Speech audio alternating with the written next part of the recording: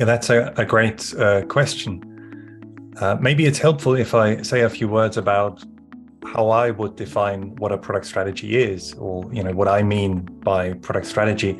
So for me, the product strategy is a high-level plan that essentially describes how we intend to get closer to our vision over our overarching goal, the purpose for creating a product in the first place, the positive change it should bring about. So talking about a vision, an example might be help people eat healthily, or healthy eating. That might be a nice vision. Short and concise, hopefully somewhat inspiring. So it creates some pull so that development teams and stakeholders and product owner move towards the vision together. And then a strategy, as I said, would describe what's the approach to getting closer towards that vision and how do we want to reach product success. And so there are typically four key elements that I like to capture as part of my vision, key pieces of information. The first one is the target group, the users and customers who should benefit from the product. Then the needs, the problem that the product should solve or the benefit it should create, the reason for people to use the product or to pay for the product. Any standout features that the product has that set it apart from competing offerings, so that people have a reason to choose it over those competing products. And that's particularly important for revenue generating products. And then finally, the business goals, the desired business benefits, the reason why the business should invest or continue to invest in the product. And so, those are four key important pieces of information. That's what I would refer to as a product strategy. Product owner for me should be somebody who is not only focused on the product backlog and makes the tactical product decisions, decides on the details of the product, decides on the features and the pieces of functionality that the product should have, and prioritizes the product backlog and works with one or more development teams. But it should also be the person who makes the strategic decisions. So for me, an effective Scrum product owner would have the final say on a product strategy and would essentially own the product strategy, together with a product roadmap and together with the product backlog. So, I think it's really good practice for Scrum product owners to understand not only what is the vision of my product, but again, what are those key elements, who benefits from it, why people will want to use it, what makes it special or stand out, what are the desired business benefits or goals, and be able to communicate.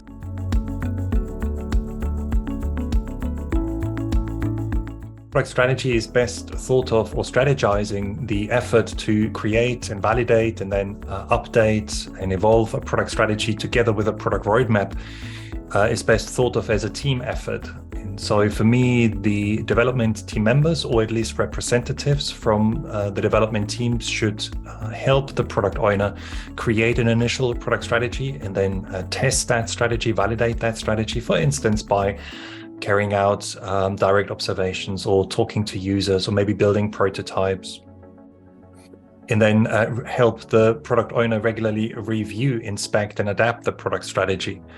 And in addition to the development team members, development team representatives, I like to suggest including the key stakeholders, so those stakeholders whose expertise and support is required in order to progress the product in the strategizing work. So for me, it's really a team effort that is led by the Scrum product owner, facilitated by the Scrum master. And as I said earlier, the Scrum product owner, in my mind, ultimately owns a product strategy. And so if for whatever reason no agreement can be achieved, then the Scrum product owner would have the final say on the product strategy.